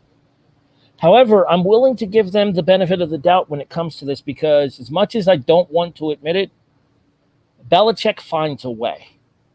Belichick has found a way before with subpar talent in an offensive system that admittedly had a superstar quarterback. Now the question is with improved talent around a substandard quarterback, will the Patriot way be enough? We'll talk about the Patriots a little bit more when we go into our predictions for the standings in the division a little bit later on in this broadcast. But for now, Keneddi, we said Houston was a dumpster fire. Man, This Jets franchise may be just as big, if not a bigger dumpster fire than Houston. I really don't see them getting a win this season. They have absolutely zero depth. I was looking. There's no depth within this team, and it's just sad to look at. I don't know if you guys looked at it. It's just not great. I'm pulling up their starting lineup right now. LaMichael P. Ryan is a starting running back in the National Football League. Yikes. I don't know. This one might not be updated. Hold on. Oh, there we go. Starting wide receivers are Corey Davis, who actually showed flashes at Tennessee, but never really did anything. The former Western Michigan Bronco. Denzel Mims, Again, flashes, but has never really amounted to anything. And Jamison Crowder, who has been bounced around this league more than a whore on payday. That's the only one that I can see doing maybe something for that team. Starting tight end is Christopher Herndon. I'm going to have to Google Christopher Herndon to learn more about him. And if you guys listened to our draft episode, which was one of the last episodes of season 4, you'll know that I am on the record stating that I think Zach Wilson is going to be the biggest bust in this draft. I don't disagree. I don't see anything with Zach Wilson. I don't. I think he's entitled. I think he's spoiled. I think that he had opportunities handed to him at BYU because of the situation BYU found itself in with a subpar Mountain West conference. I don't see it for Zach Wilson. The sad thing is even their backup quarterback doesn't really strike any fear into you. Morgan? I have a Mike White. Mike White is listed at 3rd string for me. I have James Morgan 2nd. Okay. And a Josh Johnson. Yeah, Josh Johnson is listed as 4th string. Yep. Tevin Coleman, the backup running back, actually did have some success in San Francisco. The problem is some success in San Francisco means he had an offensive line in San Francisco, which we saw the abilities from what's his name for San Fran before he got hurt? Garoppolo, thank you. I don't know why I blanked on Jimmy Garoppolo's name, but that means he actually had something resembling an offensive line in San Francisco. There's no such thing in New York. You mentioned Houston being the worst team in the conference, Eric. 1A, 1B. Now look. No, I think Houston would beat the Jets. 100%.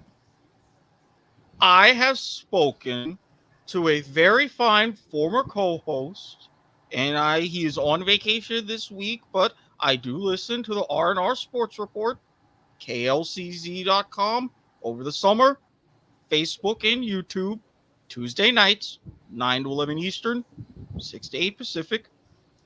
That said, in conversation with him, I made an assurance on what particular prediction I would make for his team. As a man of my word, I am going to stand by that prediction. I'm not going to stand by it as much as I would have 24 or 48 hours ago, but I am going to stick to that. That being said, it would not surprise me if they fell short. Randy, you wanted me to say that they would win at least 5 games. They will win 5 games.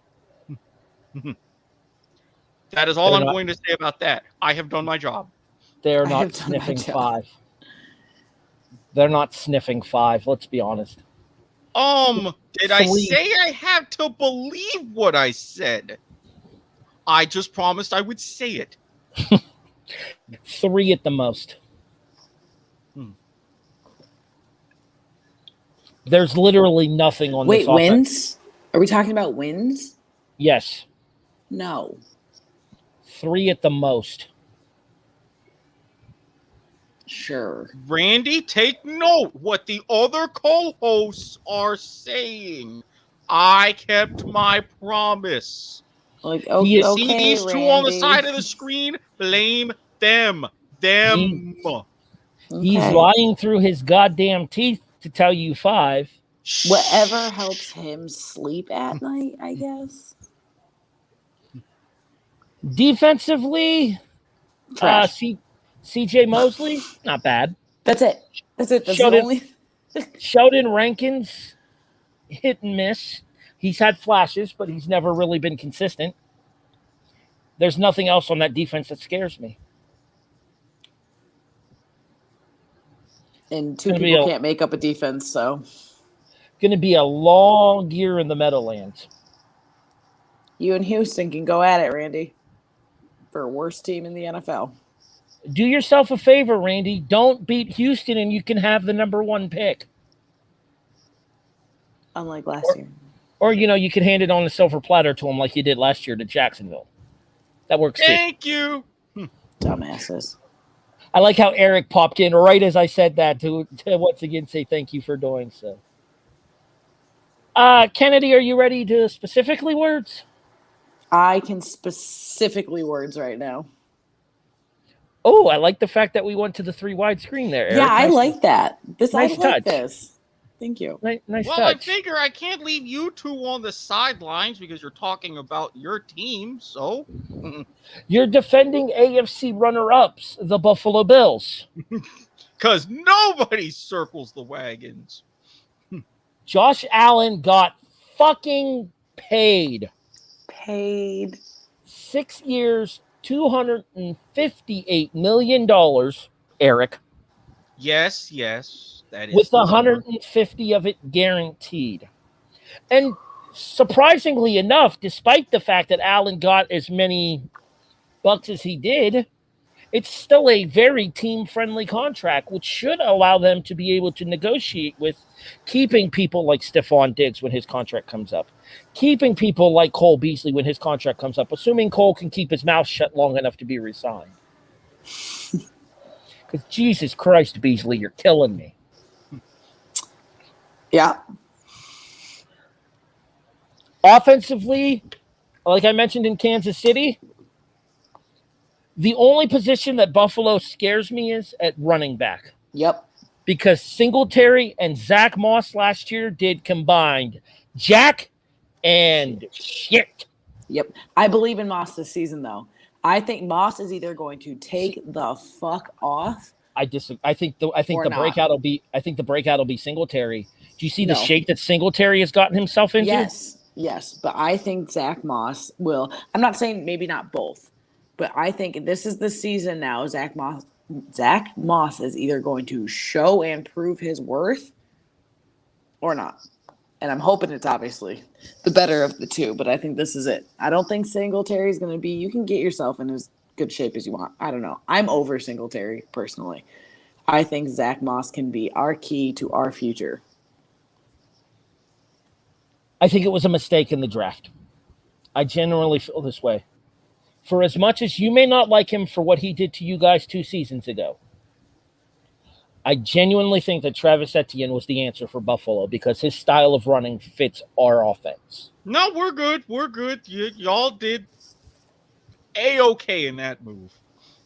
Instead, it is a former Miami Hurricane coming to Buffalo with the first-round pick and seemingly fitting in very well already by buying people buffalo wings, because that's what you do. You're welcome. That's what you do. Gregory Rousseau is now a Buffalo Bill on our defensive line. Hype. And that's a big man. Here's my thing with our defense. We have one of the biggest game-breaking potential defensive players in the league in Ed Oliver. This dude was a fucking stud in college, but he has not been used properly in Buffalo because we haven't found a full-time spot for him. Ed Oliver is going to start in our defense now as the Bills are going to run a 4-3. The starting lineup for Buffalo's defense is Jerry Hughes with Rousseau backing him up, Vernon Butler, who just came over from Carolina, Ed Oliver, and Mario Addison. That defensive line is solid. If they can stay fucking healthy. Our entire secondary returns intact, including, in my opinion, and you guys can bash me if you want to, I don't care, s.garmer@gmail.com for the hate mail. Tre'Davious White is the best cornerback in the NFL right now.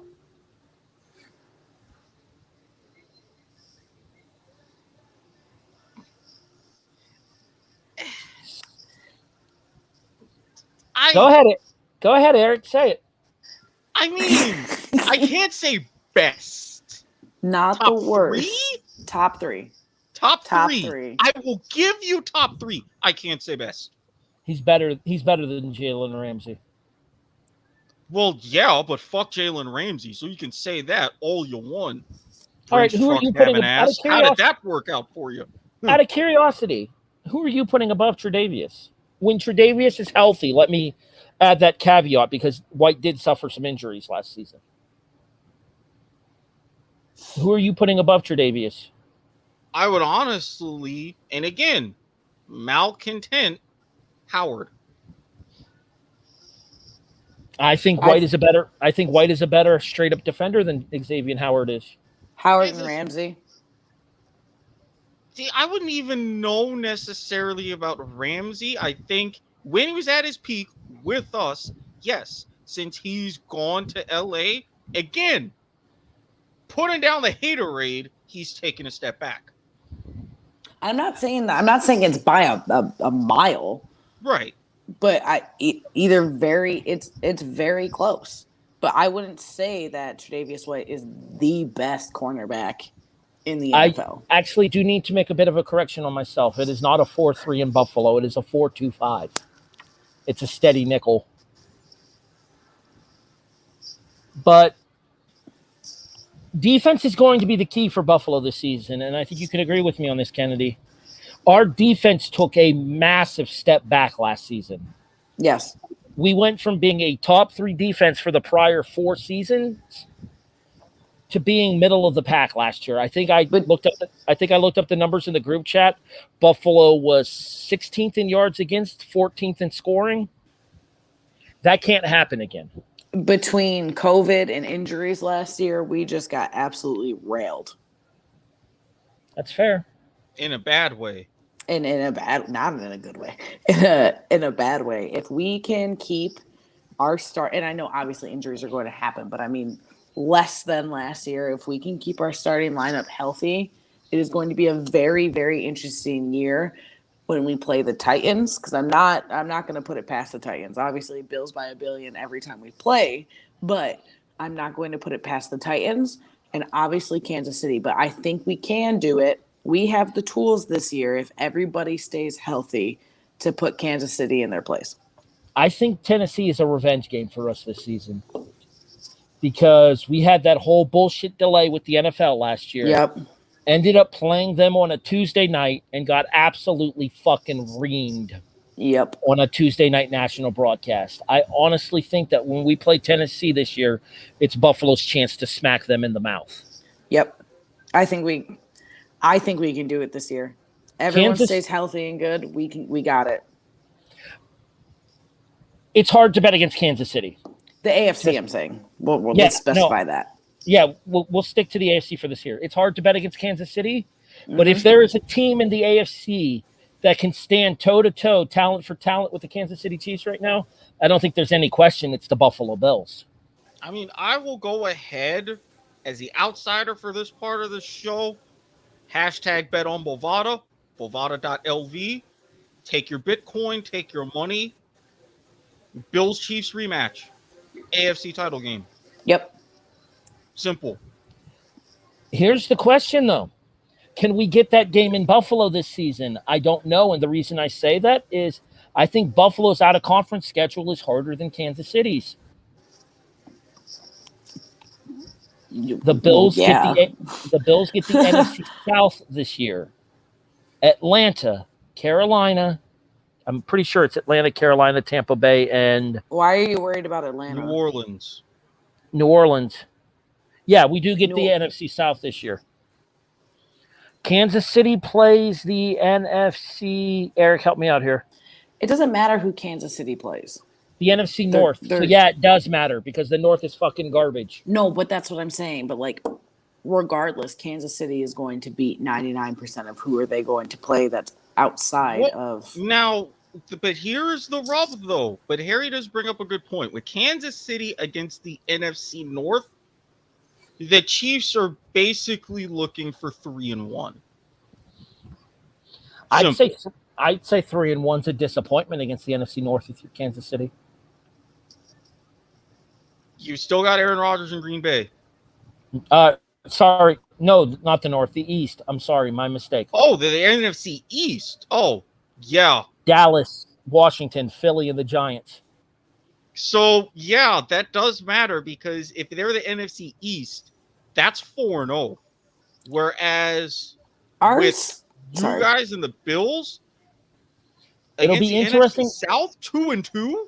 Our schedule is not that hard.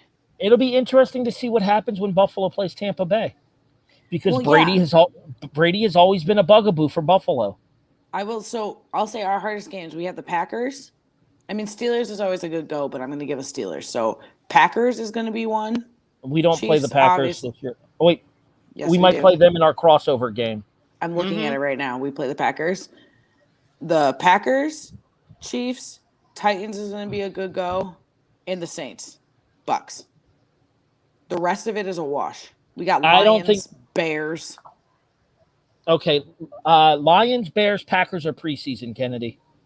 Well, I'm going off the whole thing. But I'm just those looking. games I don't get matter. okay. I know it doesn't matter, but I'm just saying it matters to me, and my husband argues with me too. It matters to me. It is kind of funny that we play everybody else in the NFC North except for the Vikings in the preseason. Right. Okay, so I'll go off. Excuse me for adding my preseason thoughts on it. I count the preseason, so I'll You're go with fine. Steelers because I think it's going to be a good game. I'm going to give it to us, but Steelers is good. We're going to have to work for the Steelers, the Chiefs, the Titans, and the Saints. Bucks. I don't think the Saints are that big of an issue. I think the Buccaneers are. I don't think the We Saints are that big of an issue without Breeze. Falcons are. Oh, I forgot about that. I love me some Taysom Hill though. The Falcons are going to be a wash. The Panthers are going to be a wash. Jags are going to be a wash. Sorry, Eric. Bills by Washington. 30. No offense. You see, I even had to retire the whole 10-3 thing. I accept certain L's. And At Washington's least I gonna just be a don't wash. want Josh Allen to go ahead and get hurt. Now do I?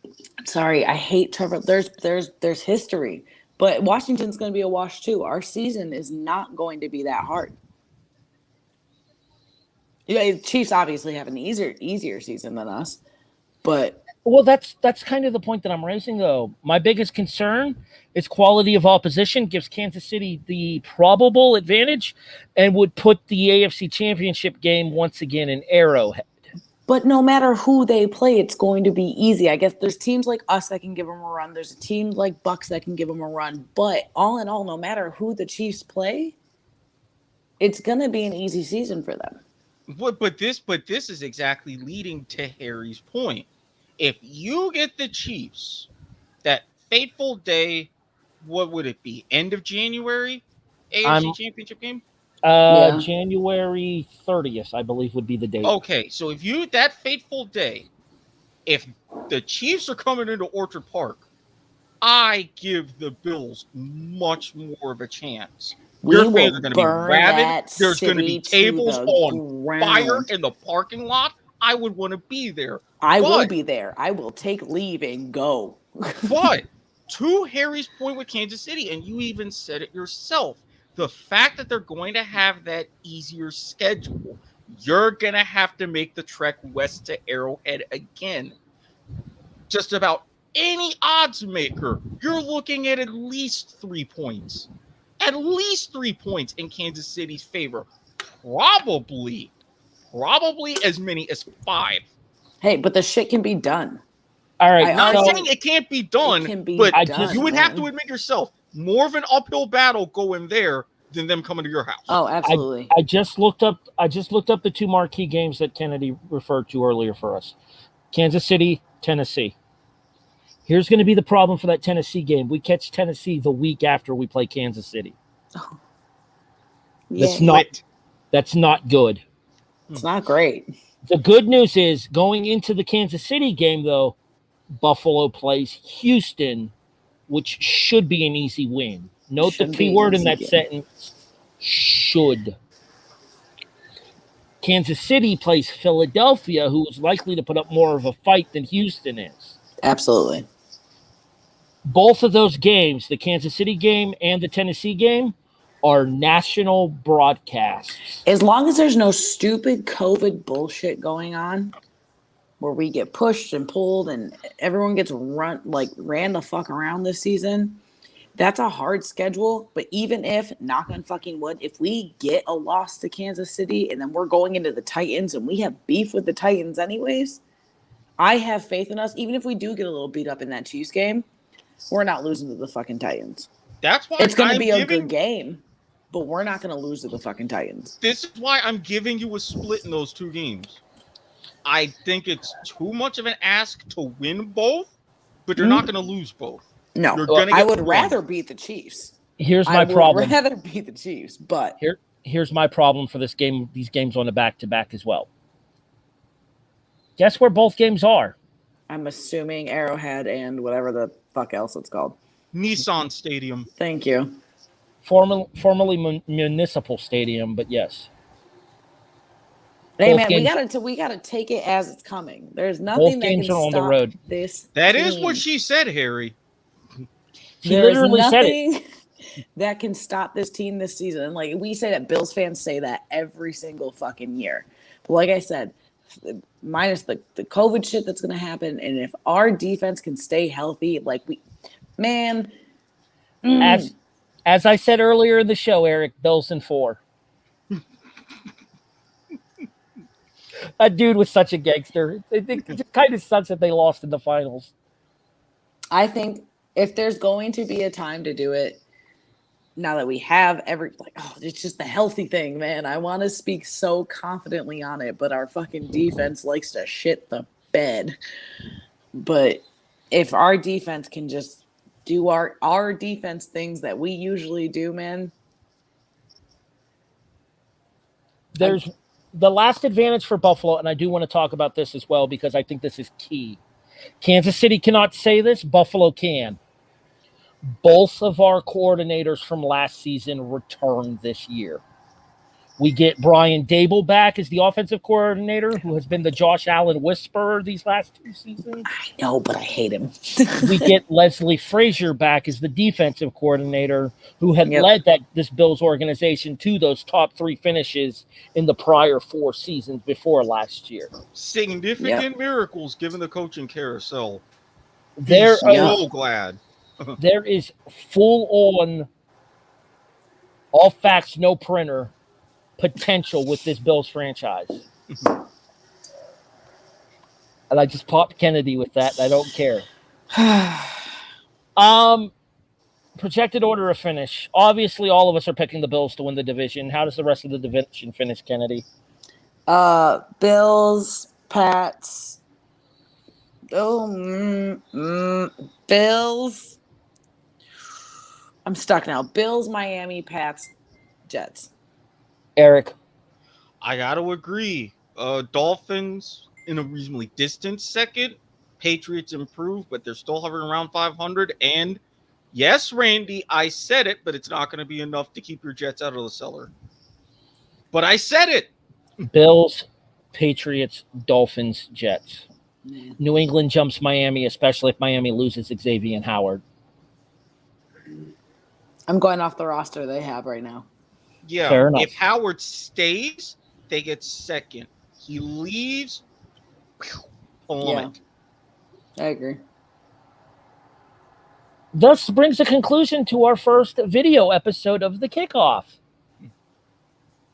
And I still didn't have to wear pants. Apparently, I did not wear pants. I definitely didn't wear pants. You guys can only briefly see the Scooby-Doo shirt I'm wearing. I will have my Bills attire on next week. Keneddi, where can people find you online? Ken_Eds on TikTok and Eds_Ken on Twitter. Mr. Watkins. At Squid Sports Head on Twitter. Go ahead. Yes, live tweeting will still be a thing, I promise you. Facebook, if you're into other different things, Flame Wars or tutoring advice or whatever, look for Erik Watkins. Guy, wine, recliner, you know the drill. Now, granted, of course, if you're still looking for that something extra special, as Harry goes and spritzes himself, slide into my DMs on Twitter. Slide into my DMs on Twitter. Undergo the strict, proper, thorough vetting process.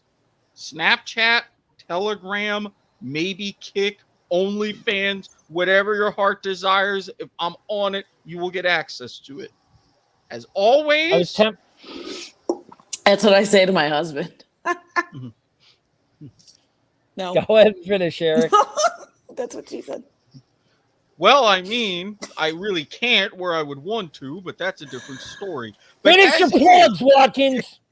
As family is. Show. As we almost made it an entire episode without one. I was honestly surprised, but this plug, as well as maybe a couple of others, Jesus! Fine folk.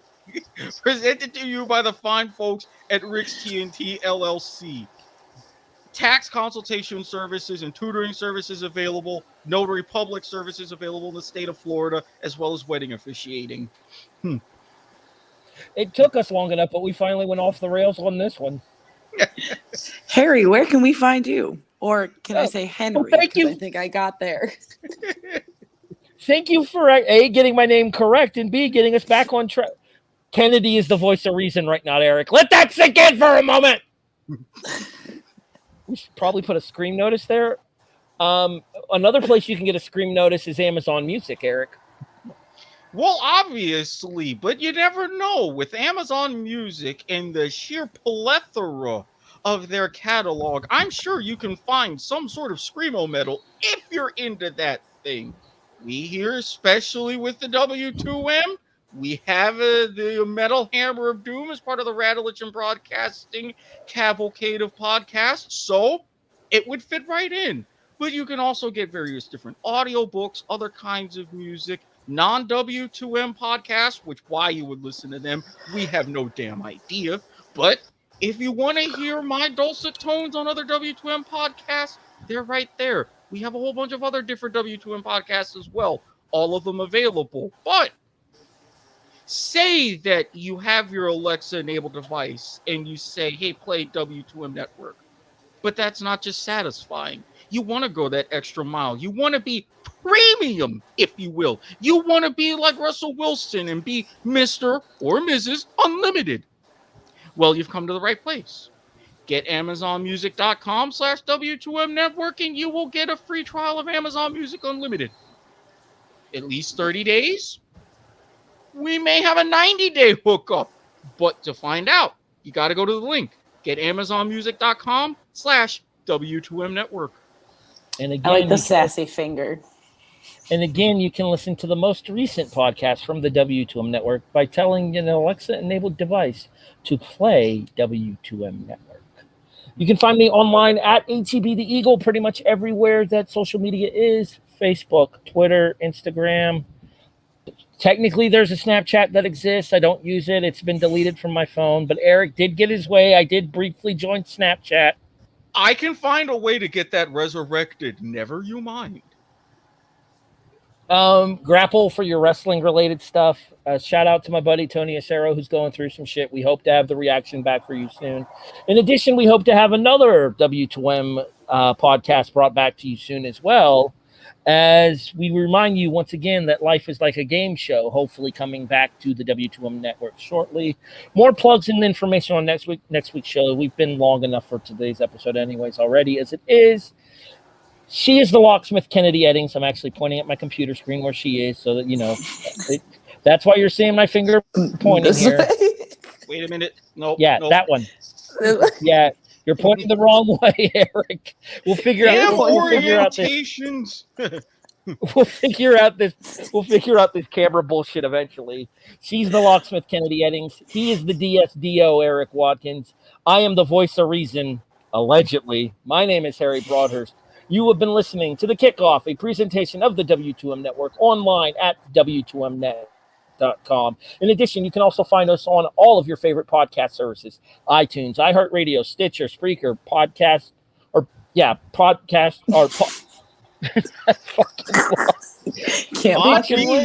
Castbox. The words. iTunes, iHeartRadio, Stitcher, Spreaker, Podbean, Castbox. Thank you, Erik. As well as, hey, Erik, guess what? Spotify is here. And now I can't fucking work. That was nice. That was nice. You've been listening and for to our first official Dick of the Week of Season 5, Keneddi.